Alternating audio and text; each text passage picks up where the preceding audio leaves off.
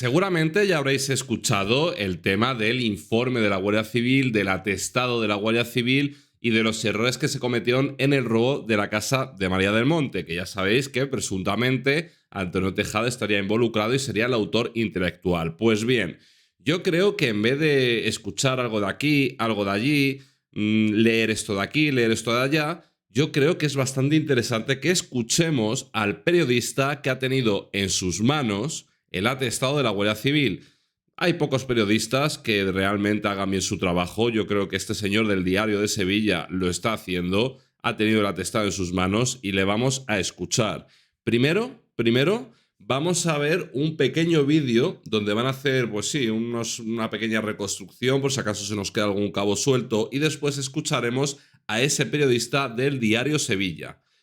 Vamos a escucharlo. Si os gusta, ya sabéis, darle like, suscribiros, es gratis.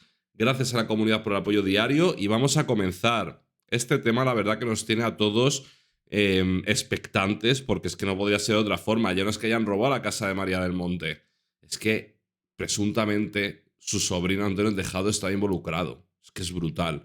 Vamos a escuchar, como os digo, primero brevemente un recordatorio que van a hacer y después ese periodista.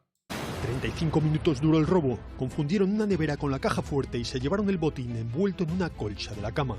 El atestado policial de la Guardia Civil y la exhaustiva investigación señalan a Antonio Tejado como el presunto autor intelectual y colaborador necesario en el robo que sufrió su tía María del Monte. Antonio Tejado fue quien les habría facilitado información privilegiada para poder planificar con seguridad el robo, garantizando así el éxito de la operación. El botín, más de 1 millón de euros en joyas y relojes y 14.500 euros en efectivo. Lo que era un plan perfecto acabado tanto con Tejado como con sus presuntos compinches, entre rejas. Primer fallo. El ruso, presunto líder de la banda, pierde un día antes del asalto en la parte trasera de la casa de la tonadillera el móvil que usan como línea de seguridad. Estaba presuntamente reconociendo el terreno. Lo encuentra un vecino y da parte al 112. Estaba en el lugar exacto del posterior desarrollo de los hechos, un lugar difícil de ubicar por cualquier persona que no viva en el núcleo residencial. El móvil lo recoge la pareja del boxeador. Segundo fallo, las llamadas de Tejado al móvil que el ruso había perdido. La primera la realiza 2 días antes del asalto, justo después de colgar el teléfono a Inmaculada Casal. Los pinchazos revelan que le preguntó en repetidas ocasiones por el regreso a casa de su tía, que estaba en Madrid por motivos de trabajo. También la llamó el mismo día del robo para confirmar que ya había llegado a casa. Vuelve a observarse un interés de este por conocer la situación de su tía durante la noche y de forma previa a la perpetración de los hechos. Durante el asalto, los ladrones golpearon y amenazaron de muerte a una de las víctimas hasta que María del Monte accedió a abrir la caja fuerte, que en un principio confundieron con una pequeña nevera roja. A pesar de la terrible situación que María del Monte y su pareja estaban viviendo, percibieron una cierta intención de protección. Les ofrecieron agua y a la cantante no la maniataron. Los investigadores destacan también otro punto llamativo. Los asaltantes ni portaban herramientas ni maquinaria para abrir la caja, ni siquiera bolsas para llevarse el botín, que finalmente sacaron envuelto en una colcha de la propia vivienda. Bueno, Vale, este ha sido el breve, como os digo, resumen por si ha habido algo que se nos ha pasado, ¿vale? Pero ahora lo importante es escuchar al periodista que ha tenido en su poder ese atestado, ¿vale? No lo he leído aquí, lo he leído allí, no, escucharlo.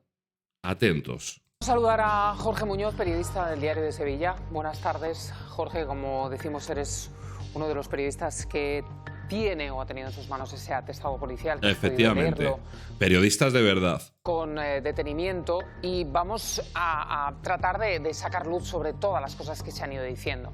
Por ejemplo, primera cuestión, ¿Antonio Tejado fue sospechoso desde el comienzo de la investigación? Ojo. Hola, buenas tardes.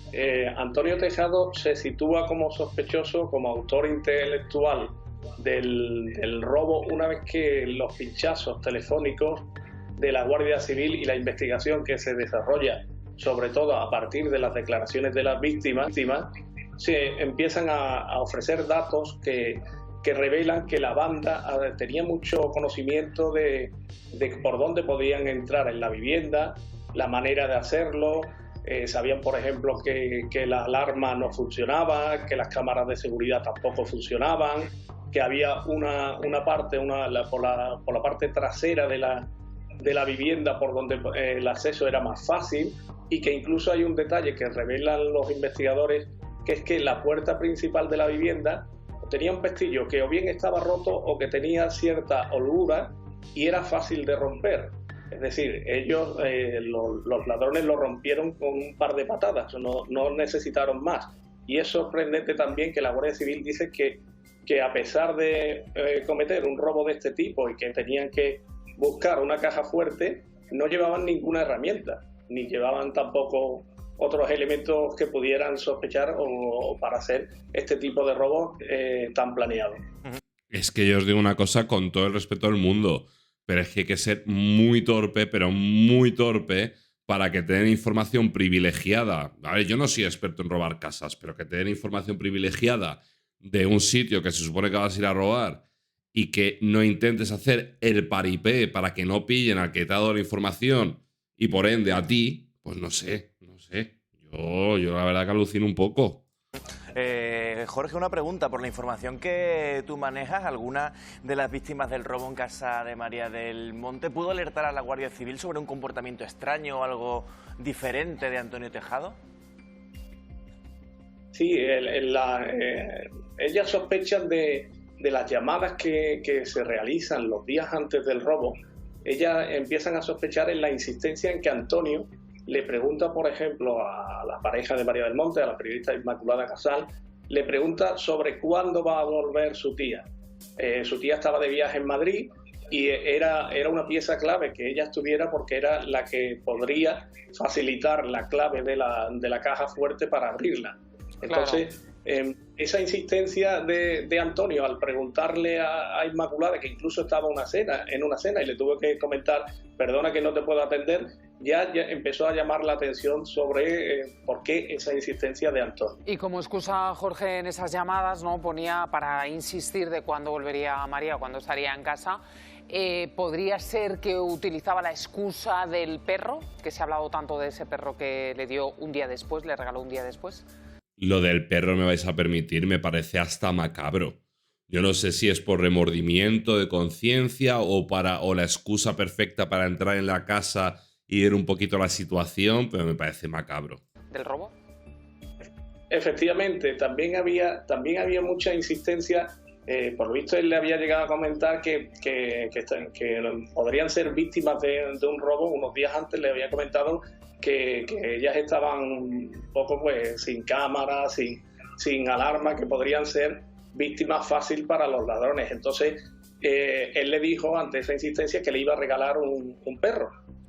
Un perro que acabó llevándoselo precisamente justo en la mañana después del robo, a pesar de que, como comprenderéis, tanto María del Monte como Inmaculada Casal no tenían ninguna gana de recibir un perro el día después de haber pasado por este trance tan difícil.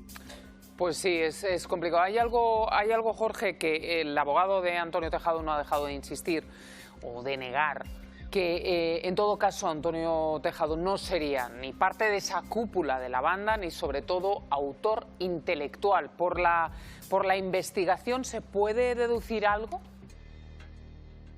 Bueno, la investigación dice precisamente lo contrario que su defensa.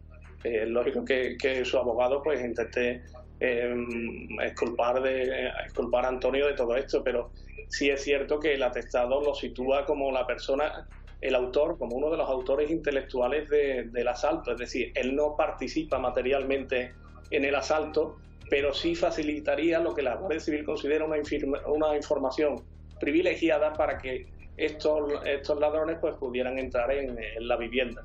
Y hay una cosa que nos gustaría aclarar también, es si el atestado deja claro si Antonio Tejado manejaría un teléfono prepago o no.